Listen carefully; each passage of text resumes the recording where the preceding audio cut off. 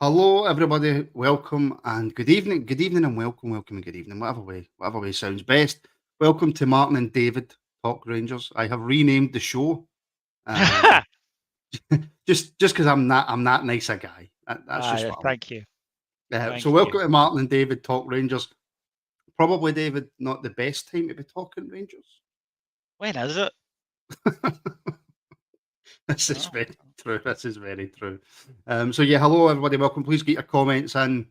How you doing? How you feeling? Are you looking forward to tomorrow? No, fair enough. David, how are you? I'm all right, and this is the thing with me as a supporter. I am looking forward to tomorrow for a couple of reasons. One, I always like going to Ibrox, full stop. I see my pals, see some of my family. So there's always that element. And two, this team, for some reason, I think will turn up and play much better against a considerably better side tomorrow night than they did against Kilmarnock. Now we can talk about the reasons. I'm sure we will talk about the reasons for that. The way the opposition line up, because FCSB, they're not going to turn up and stick 10 men behind the ball, right? So it'll be a different challenge, and there will be a bit more space. But also, that's just because what this team does. It's goes, it puts in good performances, then it'll put in a series of average ones and then a bad one, and then Mhm. we'll go back into the circle again.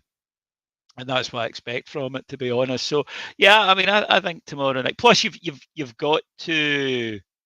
I think as a supporter, you have to go right on to the next one. So if we play tomorrow night and we get a positive result, I'll be upbeat, I'll be happy, but without thinking that's all of our problems solved. That's not going to happen. Our problems are deeper and longer, and that is what leads to performances like we saw at the weekend. I was going to obviously focus on the game on Sunday and the manager and players first, but as you brought up tomorrow night, just a gut feeling. Do you? What do you think the attendance will be like tomorrow? 35. See, I was thinking something similar as well. And Yeah, I'll be about 35. is Um, that? I mean, obviously, part of that is as well the name of the team that we're playing. Every team in the of world, when course. part of it's that. Do you think there'll be much of a protest vote with defeat tomorrow? Yeah, I mean that's just 15,000 people. And by the way, this is just us guessing. We can't see into Yeah. the future. But yeah, that's a part of it. And it isn't just us. It happens at every club in the world that you're going to get a drop off. I think particularly when the people don't exactly have loads of spare cash to be chucking about. It's a luxury to go to, to add into your weekly budget. It's not something that you've got doing to pay for all the time, and it's not cheap. That's the other thing. A single ticket for tomorrow night, if you just want to go along, is £49. That is not cheap. That is a lot of money. So I can understand why people, especially this time of year, let's face it, there's, for parents, there's something bloody enormous that happens in 2 months. So I can absolutely see why people, plus it is a way of letting the club know that we're unhappy.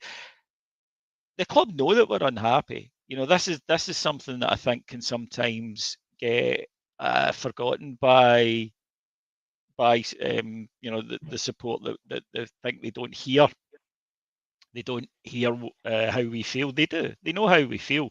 It's up to them to change that, and it's up to them to deliver something that improves the mood. The the issue with this Rangers team, firstly, obviously, is points total. Right, that is clearly the main thing. Right, we've got 16 points from 8 games, and that works. It's going to be 76 points at the end of the season. That's nowhere near good enough to win a title. Nowhere even good enough to challenge. So we are rightly concerned about the form that we are showing. But I think the main thing for the supporters is, I said in the summer, if there are signs of progress, the fans will get behind it, and I stick by it. See, if we had been playing really well and scoring goals and beating Hmm. teams, and then we put in a performance like that on Sunday, fans would have been upset, but we wouldn't have lost our shit, because we would deep down, after the initial disappointment, go, right, we get it, we've got a new players in and all that, and we knew in the summer there will be blips. But to quote Leon Balogun, so this is not David Edgar or Martin.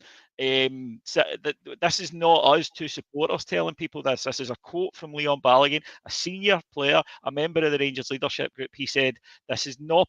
We can't call this a blip because it's happening too often."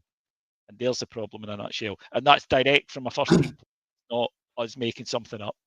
No, and how does that then feed back to the manager? Because Jack Butland said not something similar, but Jack Butland had words to say after a game. I can't remember what game it was.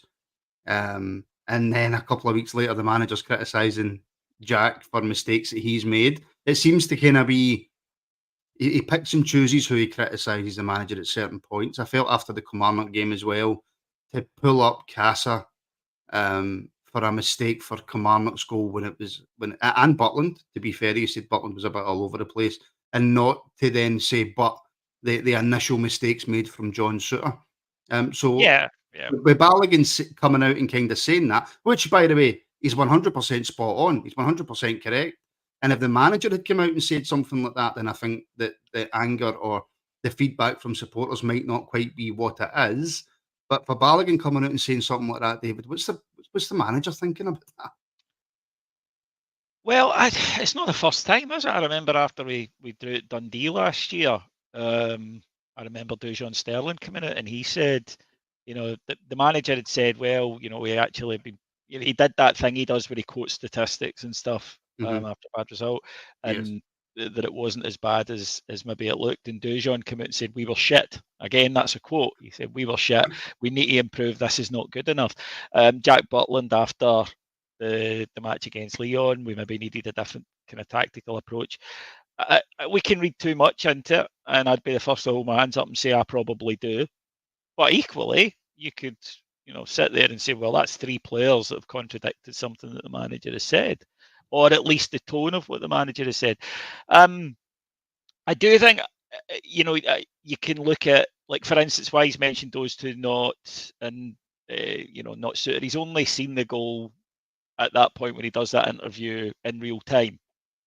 So I do, any a manager says in the immediate aftermath of a game, when emotions are running high and adrenaline is still pumping, I do cut them a wee bit more slack. I mean, for me, the goal, and let's face it, whether that goal went in or not was not going to change because a draw and the way that we'd played wasn't good enough.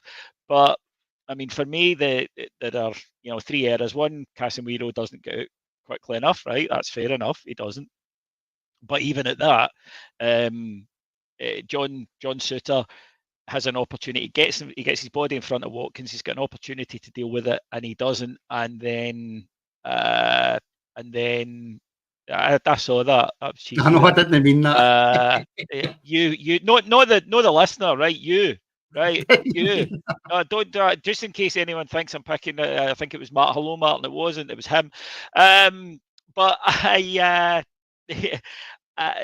then Butland has came out into a position where he's not in a position to either get the ball or to affect it. I think if the goalkeeper wants to, he needs to just come right out and get it. But that's a confidence thing. That was the side of Souttar that we hadn't seen for a wee while, right? He's been playing really well, so please, anyone, don't take it as, oh, you're just jumping on him. But he does have a tendency that rears its head that when he panics, he actually doesn't do anything. Like, he doesn't panic and kick someone or make a rash decision.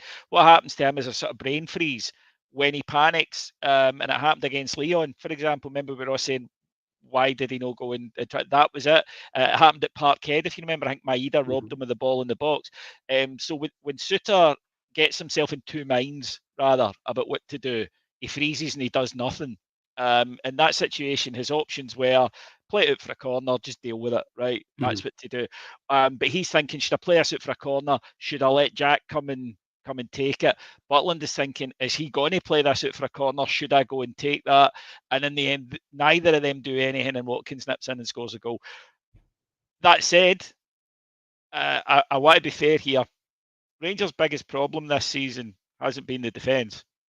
Now, The defence, when it comes up against quality, I don't think is good enough. And I think that's been proved when we played Celtic and Leon. But domestically, the defence is not the big problem. The big problem is Rangers don't score enough goals. And the reason we don't score enough goals, in my opinion, is our front line is nowhere near the level we need.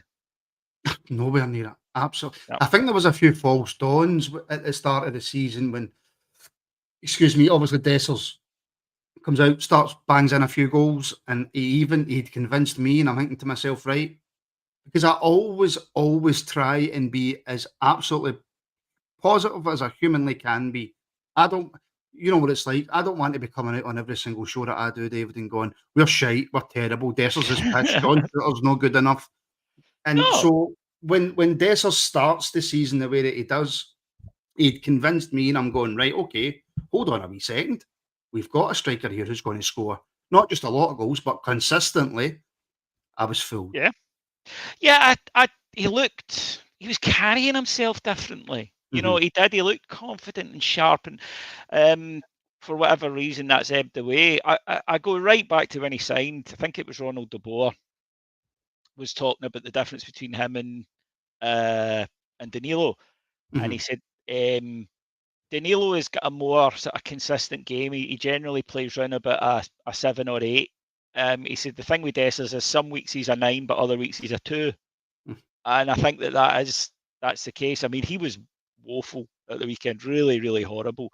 And again, I think that for me, I'll cut him a wee bit of slack here, and I'll tell you why. His limitations are known. We all know what he can do, and we all know what he can't. Right?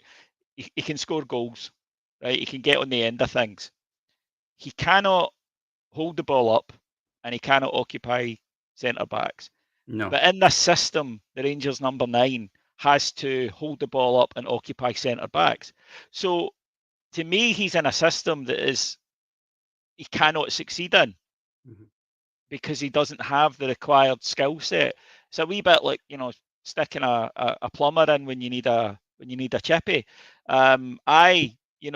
has certain It's skills not a good mix. when you're building the house, but you need different skill sets, and that's why I've wanged on about maybe try a different formation, maybe try a partner up with them, just to because then it changes the dynamic, it changes what we need to do as a team, but it will change what the opposition need to do to defend it, and I think that's important. I don't think we're going to win anything significant if Dessers is playing every week for us. I No. don't think that's liable to happen. You could argue that when he was signed, that wasn't the plan anyway, that he was to compete and maybe rotate in and out with Danilo as the main striker. Certainly the fees that were paid would indicate that Danilo would be the main striker and But that's Dessers still would be backup. that's still baffling though, David, at the time that we paid that amount of money for Dessers not to be a starter. For us, for Scotland, it's still I'm going back in time, but it's baffling. I, I, I tend to I tend to rant when I get frustrated. I don't know I why. think 4.5 million for a 28-year-old, yes, is a an amount of money that Rangers need to be very careful about paying. For me, we overlook Scottish talent. I'm Mhm. not somebody who overrates Lawrence Shankland. I am well aware of Mhm. Lawrence Shankland's deficiencies. Right, he's not quick, for example. So in Europe, for example, with us, it could be a sense of frustration. But would he be a better fit for us domestically? Yes. Right. I don't think that's arguable because he can hold the ball up and he can play others in, which is something Dessers can't do. Um, but there's no point going over that. Dessers is here at the moment. We've got Dessers, Igaman, who is raw. There's no doubt about it. I know some For people. me, not a striker, David, who plays up front on his own. Well, no, but that's why I've been saying should we maybe go to a 3-5-2? Mhm. Because then you could play the two of them, and you've got Dessers could be sniffing about for the chance, and Igaman can move the defenders about. So that's Absolutely. why I know that two up front isn't fashionable at the moment. But I've asked Philippe Clement about formation. The last time I did it was after Leon. Today in We're the going to press get there. conference, he was asked about it again today in the press Mm. conference, and both times his answer has included, "Right now, this is the system I believe is the best one the personnel that we have. And I know there are a lot of people on social media who seem to think that if me or Stevie or whoever says to Philippe Clement in a press conference that he'll change, there is not a professional football manager in the world who is going to change his plan based on what he hears from a journal or, in our case, fan media in a press conference. If he did, that would be worrying. That would be worse, wouldn't it? Yeah, absolutely. Yeah. If a manager sat there and went, well, I thought we should be playing like this, but seeing that wee baldy hermit for Kilwin and said that, I'm going to do, that would be even worse. That guy that does stuff online, he makes some good points. He makes some good points. I don't like the 4-2-3-1 currently because for me it leaves us a bit exposed in midfield. It's too reliant on wingers. At the moment, we've got one fit winger who's Czerny. So to me, it's square pegs round hole at the moment. Whereas I look at, and I like managers who go, and this is just a personal thing. I like managers who go, right, what are the players I have? What can I do right now? If he has, all the wingers fit, if Cortez is back and he's got, McCausland's fit and he's got the options to Matondo, then it becomes different. Then you can go to this and then you can say, right, let's move that. But I just think in the interim, but one away goal in 4 matches is fucking dreadful for Rangers. I mean, the only side who've scored the same or less is Ross County. It illustrates the point. No Rangers team should be 4 away matches and scoring 1 goal. That is it's so poor. It's really, really poor. And I just go back to the fact that I don't think our forward line is, particularly frightening for people. I don't think it's massively difficult to deal with. What happens with us is you get the occasional bit of real quality because they are better players than these other teams have. So you'll get a Tom Lawrence doing what he did at Dundee United or doing what he did against Hibs. You'll get a Václav Černý doing what he did against St Johnstone. But you're relying on those moments of individual brilliance. The 4 goals I've just described there were all individual brilliance, right? You're relying on it. And what happens in a day like Sunday when they don't provide it? That's what you get. Yeah, I mean, I've amidst all this, I've got a show idea for you. Gallant's saying that he could listen to David Edgar talk about Rangers 24 hours a day. You could do a 24-hour pod. He sounds a very, very intelligent person. He's really not. I'm not having that. Don't you slagging my pal GP? You've no idea the abuse that guy gives me. All right, well, he's even better then. It's so That's just illustration. He's all right by me. Aye, well, maybe by you. I'll give you his phone number back, right? And he's gonna be back. Oh, you know me. I don't. And you can tell the listener I don't do phone calls. I will not. You don't. But on the what? And the 5 years we've been talking, we've probably been on the phone twice, and it's lasted about 6 hours. Yeah. Oh, well, yeah. Once I'm on, but they were a few years ago. No, I don't. I refuse to do the phones. I don't know if that makes me a lunatic, but I figure when you get to my age, you're allowed to pick some weird shit and be. So I'll be the wee guy who doesn't take phone calls, and I can blame the CIA at my age. I can say, oh, they're listening in, and be mad and be tinfoil hat. Anyway, James's point. Yes. It was just to kind of go on top of what you were saying. He was going to go to the game tomorrow, but the cost of travel and accommodation and match ticket not worth it. And I think that'll probably be. I think 35,000 will be doing well. It's a pet hate of mine when people criticise other people about how they are or not spending their money. Right now, if anyone wants to criticise James for that decision, that's fine if you have given him the match ticket, paid for his accommodation and his travel, and if he chooses not to go, you can then say, oh, I think that's wrong. But people have priorities, and again, anybody who prioritizes a football match over, for example, their kids, that's not a good thing, right? So I've never really bought into that. People will go to games if they want to, if they really, really want to, and they can afford it, obviously, then they'll go. Right? He has made that decision. He's going to watch the game on television. Another factor, let's not forget, you can still see the match, right? And I don't think anyone at Rangers can complain. What it is up to for the team, for the club, is to make it that you don't want to miss it. Yeah, that rather would be than nice. rather than having to force yourself to go to it. But I hate when working people get patronised about having to go to a game. And equally, if people don't want to go because of what they've been witnessing, that's a valid way of expressing it to the club. So I've never had a problem with it personally if that's what people want to do. I don't think we should tell other supporters, what they should and should not do, and it's why um, it, it it sits uncomfortably with me if you say to somebody, "No, you must spend all that money." You don't know what's going on in somebody else's life, Yeah. and if he's decided that that's not for him right now, I don't have a problem with that because it will, help send a message to the club. But it is down to the club now.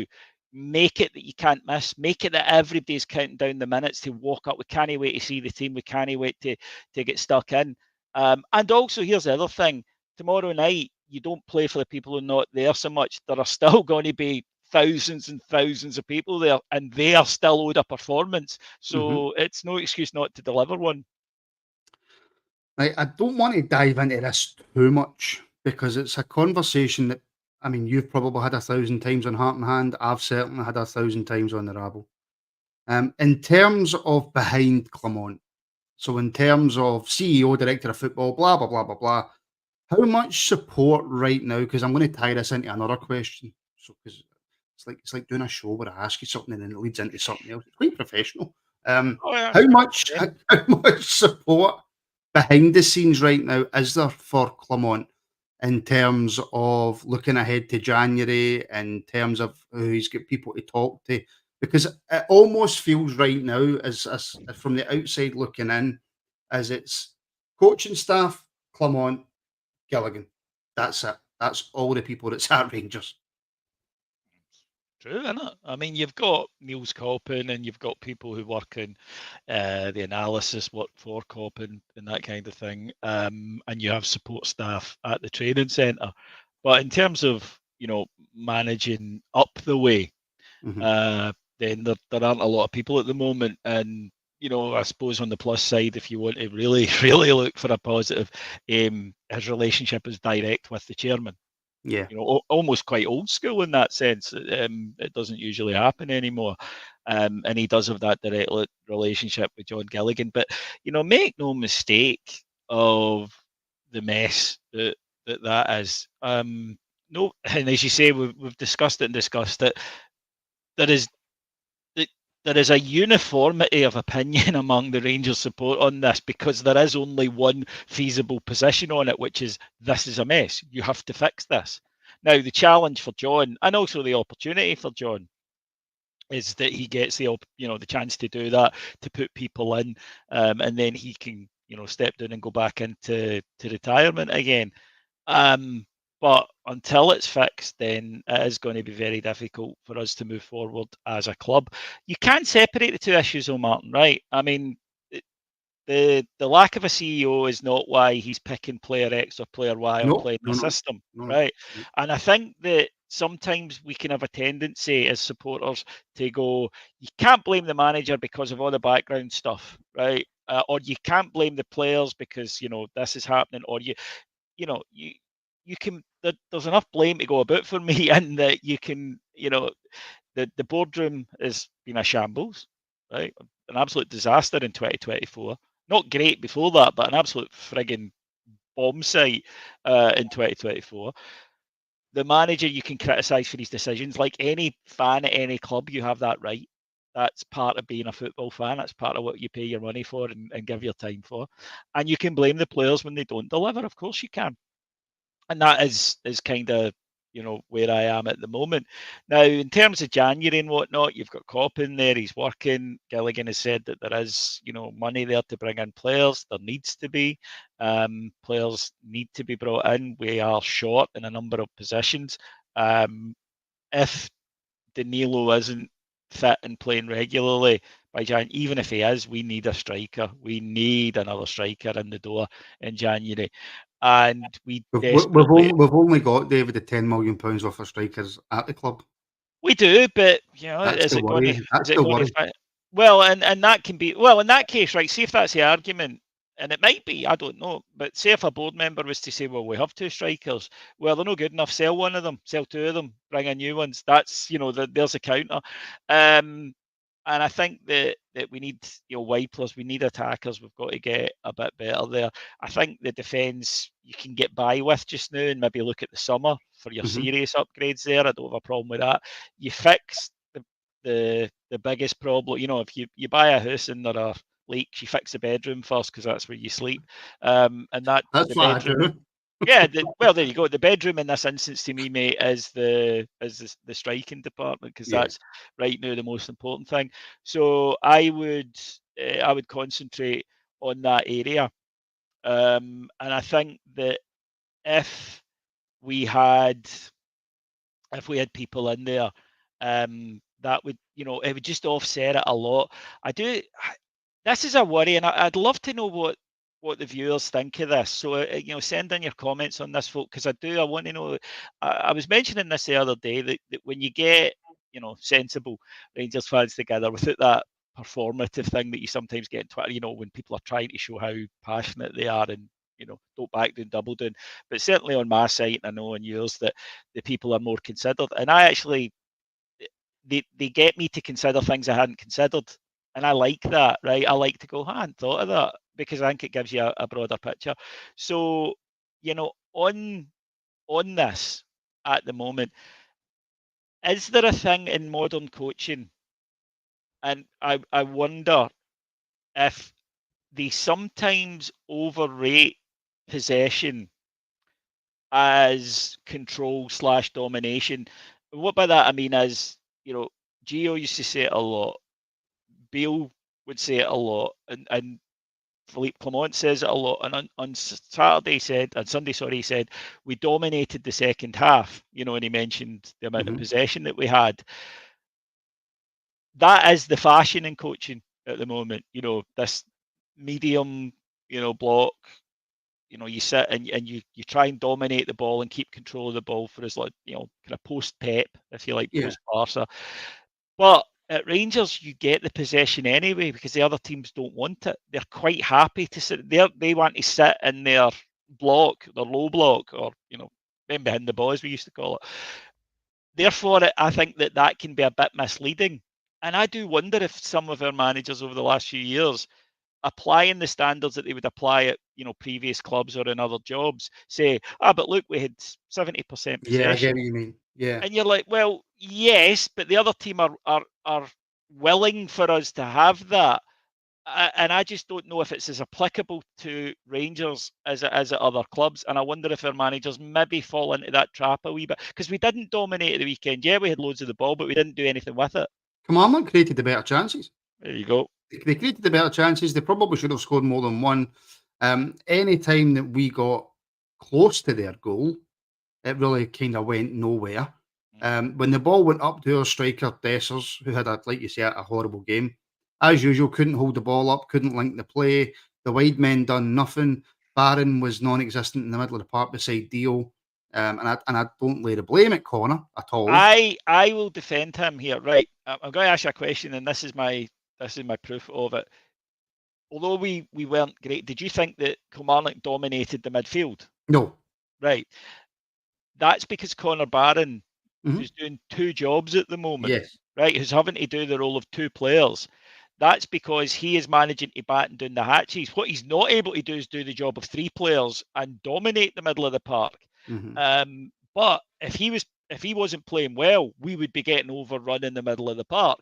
And that guy next to him, David, cost £4.5 million. And here's the thing with Dio, I worry that he's a good player, because he is. He's talented, despite, people might go, what are you talking about? He is. He's got great feet. He's got ability to take the ball in the half turn, which is a big thing in modern football. I just wonder if he's not right for our league. And it wouldn't surprise me if he was excellent tomorrow night, for example, and his best games come in European matches. That wouldn't surprise me. He strikes me as a guy that he could go to a better league, right, and look really good, and we'd go, well, why could he no show it in Scotland? And it's that wee quirk, that wee weird thing about the Scottish league. That's my worry about him, and I hope he proves me wrong, because he did start off pretty well, but he's gone backwards. Do you not feel, though, that he's And although this is difficult because you've got Tom Lawrence, you've got Bayrami, do you not feel he plays better further forward? In our league, not in Europe, but in our league, he's more effective in that Diomande. kind of 10 role, Diomande. Yeah, I think so. I mean, me personally, I'd be looking for a midfielder in January, even on Yes, loan, that could come in and play next to Barron. But right now, I know I'd one. be I'd be looking to play Sterling. Yes, I know that, but he might cost money, and we don't like that. But I would get Sterling in there. I know he's not been fit at the moment, which is part of the problem. Um, Interestingly enough, that B team game last night. Hmm. And by the way, I thought this was absolutely sensational. I want Rangers to act like a big club, and big club act like bastards. Sticking in two ringers, right? I'm looking for the news of the game coming through, and it comes through. Yeah, Rangers scored Danilo, and I'm like, what? And then it's like Rangers have scored Hadji, and you're like, all right, hold on a minute here, lads. But who's next? Loudrup. But obviously it was to give them game time, and it was quite intelligent. And I bet you actually Stenhousemuir players liked playing against these Probably. guys. But Ncio was superb. Was absolutely brilliant. Apparently, he's a Ah, guy who yeah, should be, William Irwin, yes, obviously yes. does the RFs. Me and Wally went, and I've said this. In fact, we kind of tend to have the same conversations all the time. Me and Wally covered the B team for a full season, and Paul and CO was mentioned. At the time, he was still a bit raw, to be fair. But Wally was always somebody who he pointed to and went, if he gets the right coaching, if he keeps progressing the way that he's progressing, he should get a chance in the first team. I've I, said the same about Finlay Curtis and also Zach Lovelace, who I'm no doubt will come on to talk about in a minute. well, yeah, we can do that just now. I mean, the manager, the first team manager, said to them to take Lovelace off at half time because he is Mm. going to feature, which is great because right now we need pace on the wings. We don't have it. He can play on the wing and he's quick. Now, does that mean he's going to solve every problem? No, of course it doesn't, right? And there'll be things in his game he needs to work on, but he'll provide something we need and don't have right now. And Mhm. CEO would be a guy I'd be looking, to come in and get some minutes. To try and give us, as you say, more options, and that would enable you to push Diomande forward. And again, that rawness that Willie mentioned, it ain't going away in the B team. That rawness, No, no. he's But only this going to was get. this was a year and a half ago when he was a Aye, lot younger. but he's not going to improve. Is my point. He's not going to get better in the B team. He's going to get better through minutes. And by the way, he'll have bad games as well. We understand Mhm. that. Some positivity, right? And I'm very glad you mentioned them. Finlay Curtis, right? Yes. So the other day does the press conference before the game. And he says, yeah, I'm really looking forward to it. We want to get through. It's important for me to put in a good performance, get a few goals, get my numbers up so I can get round and get training the other side of the building. He put it, we're the first team. Then I want to, get some minutes there. That's my big aim. And I had a mate who said to me, I didn't like his interview. And I said, what do you mean? He goes, it was too much about him and no about the game. And I said, listen, here, right. He That to me that means he gets it. Now there's the whole British thing where we don't like people talking about themselves, right? We Yeah. we tend to kind of self-deprecate. But I said if we win the the Trust Trophy, that's nice, but it's ultimately meaningless, right? What he is realizing and or rather knows is that is not the point of this. This is a means to an end. It's not an end in itself, Mhm. right? So and he then goes and he plays and he scores 2 goals and he helps his team through. But he said afterwards, it was great because Philippe Clement was here tonight. He saw me, hopefully saw what I can do, and it is about that. That's what we want from the B team boys, where they realise it doesn't matter what you could be a B team legend. Nobody cares. It's about getting yourself in front of the manager, then getting training with the first team, then getting minutes. It's all about that and developing. I loved his attitude. To me, his attitude was spot on. He's I need to score goals to get my opportunity. Loved I that. probably shouldn't say this, right? But 2 year ago, I think it was about 2 year ago, we interviewed Robbie Fraser. So Rangers gave us permission to interview Robbie Fraser. Now, as you know, when you interview a Rangers player, first team or B team, you can't do it live like we're doing. It has to be pre-recorded, has to then be sent into the club need to okay it, blah, blah, blah, all the usual nonsense, right? So we done it with Robbie, and they asked us to take out 20 seconds of the interview, or they wouldn't allow us to put it out. And the All 20 right. seconds were Robbie going, I'm doing everything I can to get better because I'm after Borna. That was all he said. That was all he said. And he didn't, I'm paraphrasing. But what he basically said was, I want to I'm doing shut. everything I can to get into that first team because I want to take Borna's place. See, this is the thing. I don't have a problem with that at all. None. I think there would be something wrong, and I know that. But again, listen, they would argue we're protecting them. We don't want any controversy headlines, and I get that, and that's why players always say things like, oh, the guy in my position, he helps me every day. You get the same sound bites. That's what they're encouraged to say.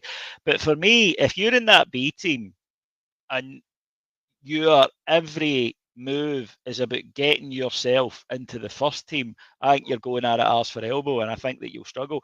The ideal situation for Finlay Curtis is he can't play that if Rangers reach this final, he can't play in it because he's got a big first team game coming up. Yes.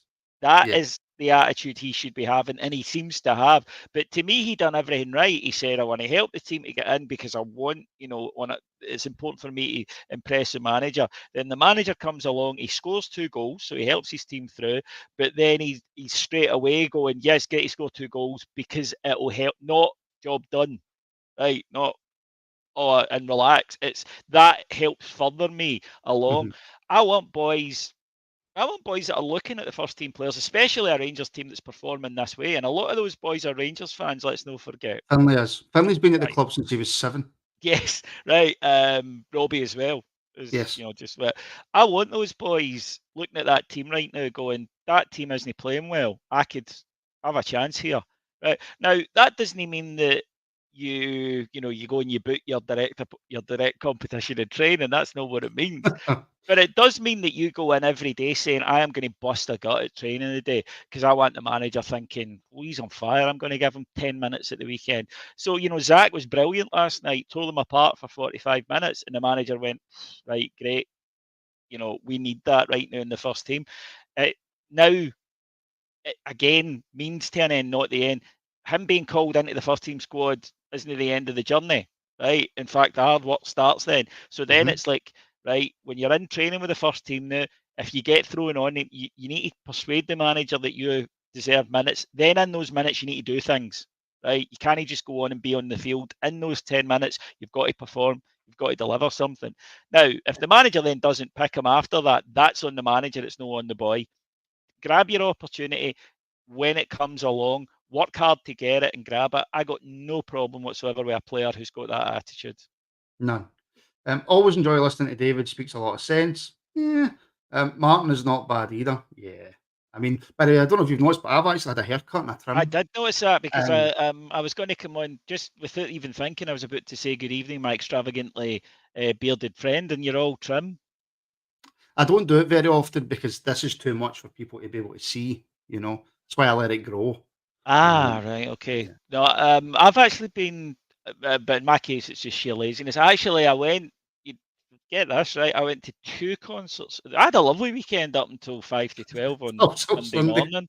I mean, I had a storming. I went to a gig on Friday and I went to a gig on Saturday, and unfortunately, there was some old man bopping took place. Right, there was some bouncing. Oh Um, yes. and I used to, at concerts, be able to bounce for 2 hours, just up and down, pogo. And I did it for 2 songs, and I swear to God, on Sunday morning, I felt like somebody had dropped me out of a high building onto the floor. So, yeah, but that's another thing about Rangers at the moment is that they've got to stop making. Oh, Rangers are playing be the attitude. I never want that, and it's hard. I'm pushing Yeah, it's myself at the difficult. moment because I should be really looking forward to it because there's a chance I'm going to see my team score goals and play well and make me happy. That should be what you're after from Rangers. And I do get the argument, incidentally, before anyone says to me that, well, it can't always be like that. I do get that.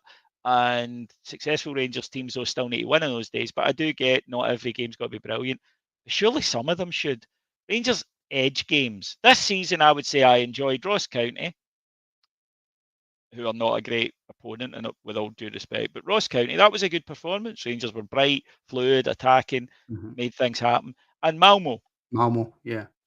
the rest, we've edged games, just done enough, you know. And the problem in any walk of life, if you just do enough and you're only aiming to just do enough, then if you fail, you fall short. Whereas if you're aiming for up here and you fall short, you're still up there. But if you only aim for there and you fall short, you're not Well, even on the screen. I will just say one thing to your old man bouncing at concerts. I can go as long as my padded bra lasts. Yeah.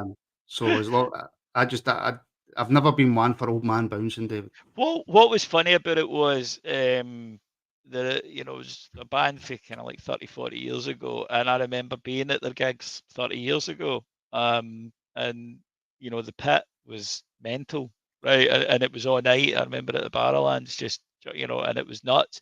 And it was so much slower the other night, because everybody that's there's 30 years on.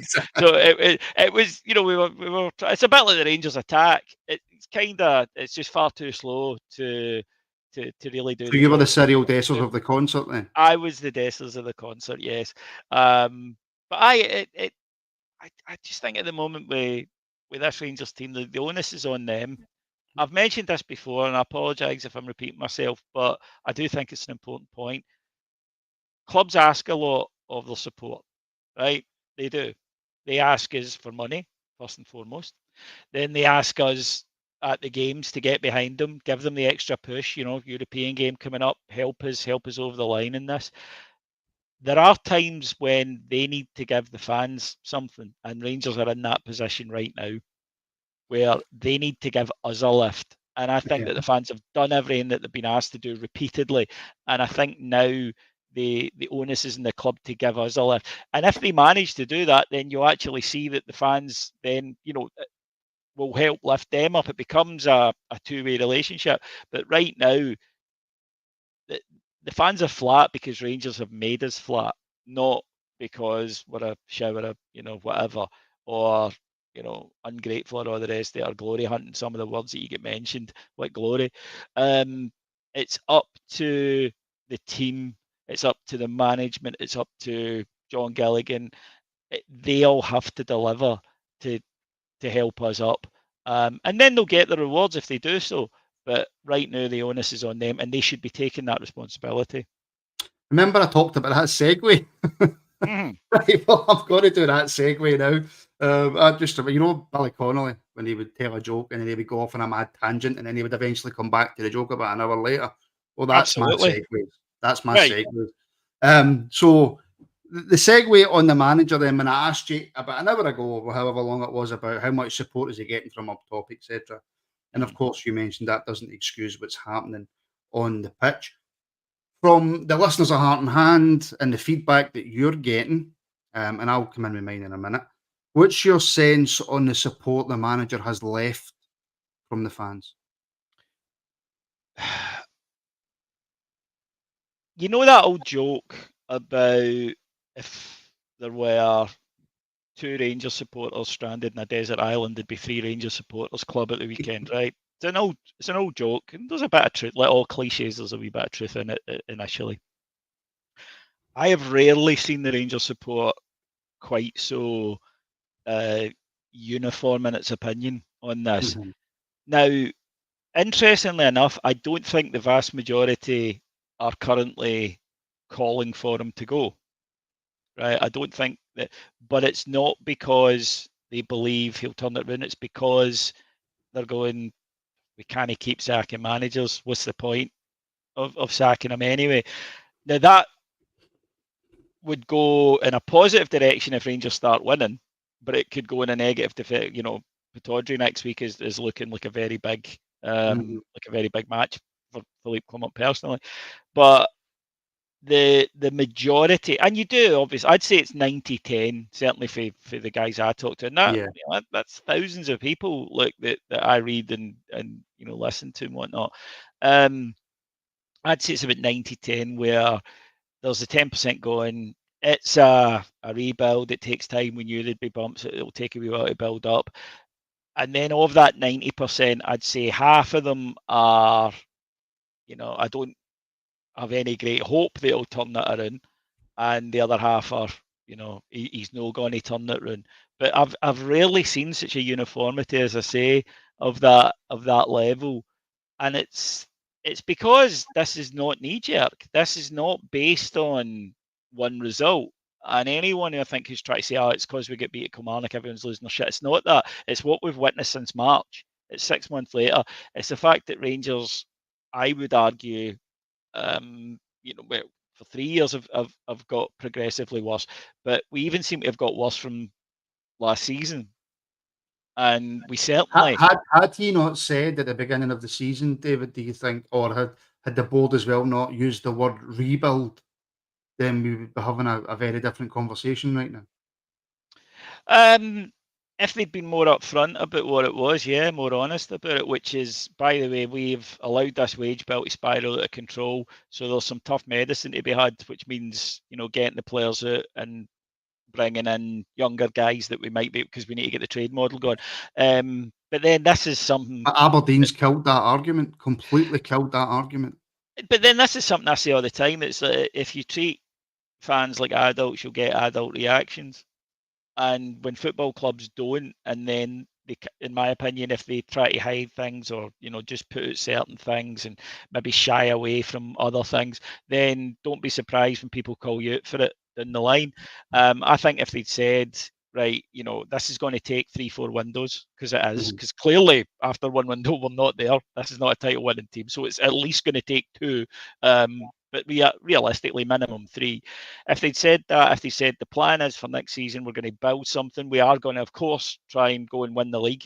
But the more important thing is to put in a bedrock that will allow us to be successful for the next 5, 6, 7 seasons.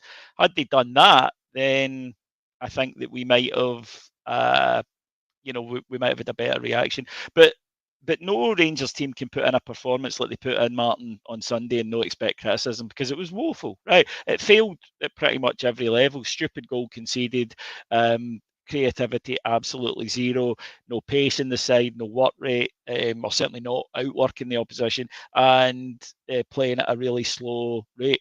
Any Rangers team of any era puts in that performance, it's going to be criticised. So accept it, it got me that bad, David, that I went on a mad rant offering Alex Ray a square goal for some reason. No idea why. I wouldn't do that. He'd kick your head in. Well, I don't know. I do. Alex is tidy. He would kick your fucking head in. Certain players, no matter their age, not to take on him, Mark Hateley, John Brown, Richard I wouldn't Goff. take Mark Hateley on. I've been in a room with Mark Hateley, terrified. Yeah. But Alex Ray's, I don't even know where it came from. Somebody put in the comments about Alex Ray, and I just went. I think I went in a mad rant about what's he doing at our football club, acting like a hard man. I'd knock him out with a miss. So you know that way you go, you see red, and you just start, your mouth opens and just rubbish comes out of it. See, that's why it ended up on Paddy Power. See, that's why I don't do live. That's why I don't do live stuff. I tend to. I'm going to avoid Ibrox for a while. Yeah, I don't blame you. I tend to be like, people sometimes say that to me. It's like, why are you quite so calm? When I'm angry, I actually tend to get quieter. Believe it or not, I don't tend to get shouty and bally. I tend to go quiet. I'm one of those people. But the worst part for me about Sunday was before the game. My pal Gary from Narsa, he got in touch with me and he said prediction, and I went, I'll take any sort of win. That's code for me saying I'm really worried about this, right? And I thought we would drop points. I thought we would draw, right? I thought we would drop points. Why? Well, that's the thing. But my expectations were low, right? And the worst thing was they still managed to disappoint even those low expectations. I felt we would drop points because I hadn't seen enough in terms of performance from the side. I thought it was the type of game where they wouldn't seize the initiative. And here's the thing. This Rangers team don't pleasantly surprise you very often. No. Right, they don't. The Rangers as a club have that, where they don't pleasantly surprise you, where they don't, like, you don't get to a deadline day and come out and go, that was brilliant. You come out at best going, that was all right, right? Most matches we come out and go, that was all right. This season they've done it once, which was Malmo, Mm-hmm. where they were brilliant and put in an excellent performance, and they got a load of credit, which they deserved as well. Last season, Betis away in particular, they did it, but too often they disappoint. And I would just love this Rangers team to start coming out and delivering entertainment, performances, goals, wins. Now that sounds very, very simple for me to say, and it is very simple, but it is the whole point of football. But I really cannot ever shift from the mindset of, yes, there is an excuse, and it is an excuse, but it is a legitimate one in Europe about spend, and I'll accept that that's just reality. But then it goes the other way in Scotland. Now, while you could say, well, Celtic have got, and they are much further down the line in terms of we are, because we've been such a mess the last few years, but there's zero excuse with the other 10. Mm-hmm. Absolutely Yes. zero excuse No. not to be outperforming them. And rebuilds or whatever, Rangers should have better players than other teams do. They'll have one or two star players who move on, of course, right? That you might go, he would get in our team. But Player at overall, Motherwell. Yeah. player at Motherwell, but overall, Rangers should be beating these teams in any league in the world. That's what it says. But at the moment, I just find the football we're playing is really colourless, and therefore it's hard to get excited. And when you're not excited, then worry kicks in, and you're a bit kind of. And I don't know. I just had the feeling when I woke up on Sunday morning, I was like, we're going to drop points, we're going to draw. But even with low expectations, they managed to underdeliver. Always the same as we head towards the end. In fact, we should have finished 12 minutes ago. But All right, okay. it's always I've always got I don't know if this happens to you when you're getting towards the end of a show, that more points come into your head and you go, I could go for another 2 hours. No, what happens to me is I begin to I get a wee bit. Remember the last day at school? Mm-hmm. I get a wee bit sort of like giddy, and I start, just going off in places, but not places to do with football. Just I start, talk shite, basically, more shite than usual. But unrelated shite is probably the more accurate description. So, but then again, I have the concentration span of a toddler that has just managed to get into a full bag of sugar. This has helped my concentration span, dealing with comments live, and people talking and Good. trying to. It's helped, because when I first started doing it, I was hopeless. I was terrible. I went to the doctor. I need to go every so often after I had a couple of mini strokes a couple of years ago. Not as much fun as it sounds. And I'm sorry, I'm never going to not find strokes, Yes, double yes. entendre funny. Even though I've had a couple, but I have to go and get checked up every so often. And I said to him, not the one before last, I was like, doctor, I just kind of feel I'm slowing down. Sometimes I'll reach for a word and it's just not there, and sometimes I'll try to remember something and it's just in the edge of thing. And he went, of course you're slowing down, you're getting older. Mm-hmm. Oh, that's fucking brutal. Yeah, yeah. It's like, talk about your bedside manner. Yes, I find when I've got a migraine as well, and I'm suffering from migraines quite a lot now. I don't know if it's because I've got one of these stupid lights in front of That won't help, right? It's brutal. You're trying to say something. I know what I want to say, Yeah, and my mouth goes blur, blur, blur. That and Rangers. Well, yeah, and Rangers as well. Yeah. Grant McRoberts, thank you very much for the super chat, my friend. I knew this was going to come back and bite him on the arse. By him, I mean Clement. Told us not to judge the team until October or November. It's went there and nothing has changed. He has no plan B. I am done with him. His plan A has been found out, and now he is a rabbit caught in the headlights. Once the manager, and he's kind of went, I don't want to say went back on it, David, but when he's walking back. He's walking back on the October, November. Yeah, he is. This is the thing. If you promise people, jam tomorrow, when tomorrow comes, they're going to be expecting it. So if you make that claim, and he did make that claim, right? He did say you won't see the best of this team to October, November. So people But are what going he's to. now saying is what he actually said was a better team than just now. That's not what he said. And this is the thing, because they do so many press conferences that Yeah. it probably has genuinely escaped his mind. But people are going to take stuff like that and they're going to say, right, and if you kick a can down the road, then in that time before you come up to it again, you've got to have fixed whatever the issue was. I don't. I actually would argue that this team is worse than it was, what, 2 months ago, 6 weeks ago. As you say, there was those rerun of games where you thought, okay, we're at post Parkhead, where you began to see something, and there was, signs, but they've all disappeared Yeah. recently. I thought we were average against St Johnstone. I thought we were poor against Hibs. And we were obviously rotten against Kelly. Now, if this team begins to build up again and starts to show, those signs and develop them, that's one thing. But a team losing its confidence is unlikely to deliver its best, and performances like that are going to see it lose confidence.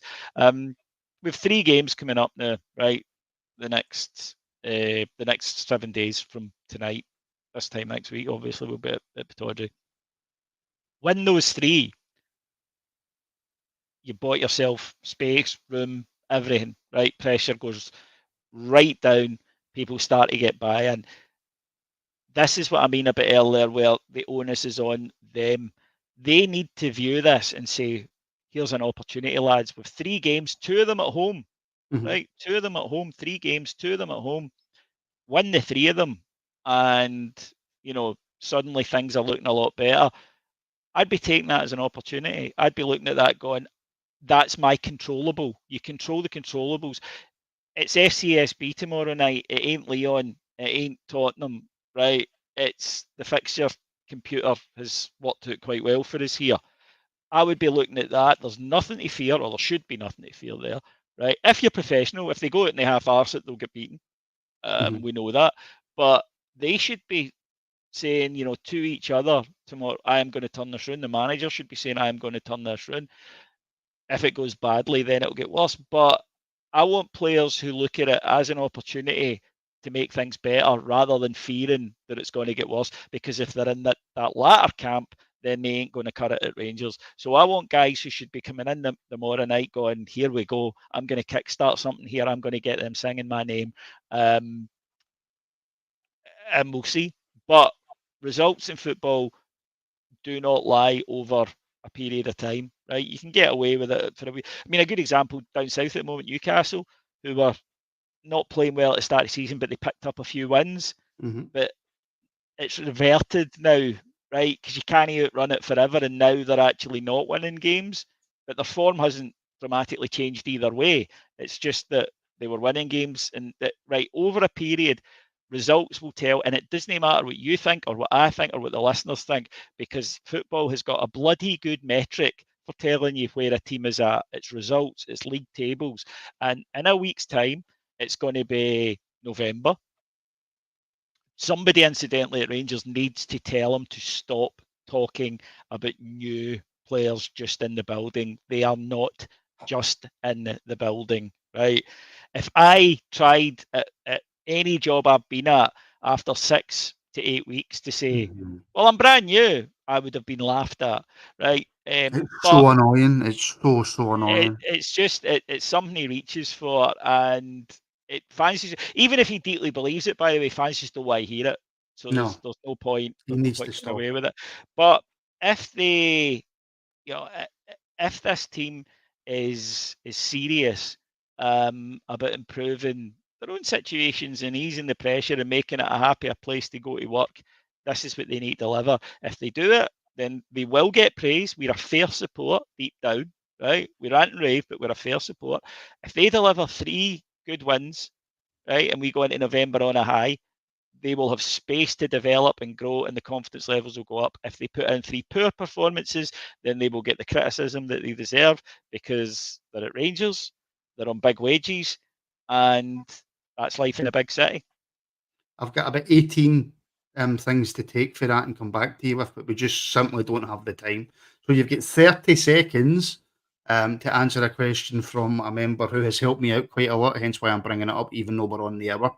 So I know this will be difficult for you, David, but you've got 30 seconds to answer this question. I have a question for David, please. If you could change one thing at the club right now, what would it be? Culture in the dressing room. I mean, Acceptance of defeat.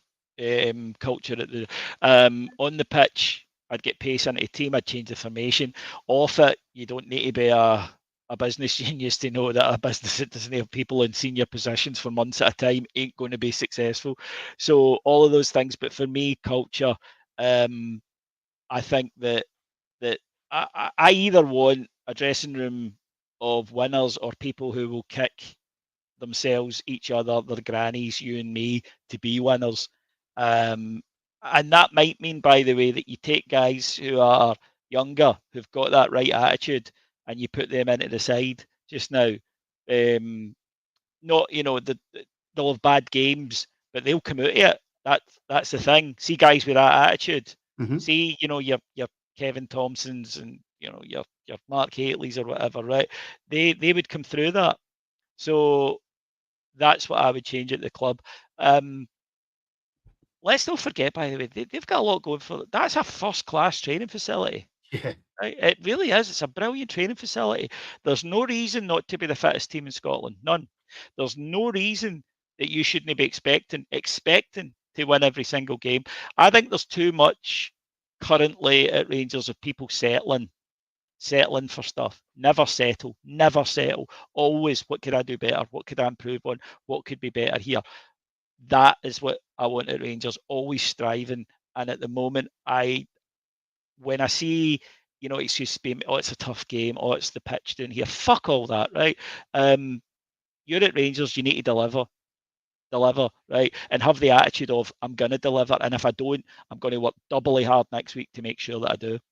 That's kind of been going since Gerrard left, in my opinion. I would agree. That feeling, that fight, that determination, that mentality. I think because we can all label it at Connor Goldson when he comes out at full time after a defeat to Hibs and say we knew it was gone at blah blah blah.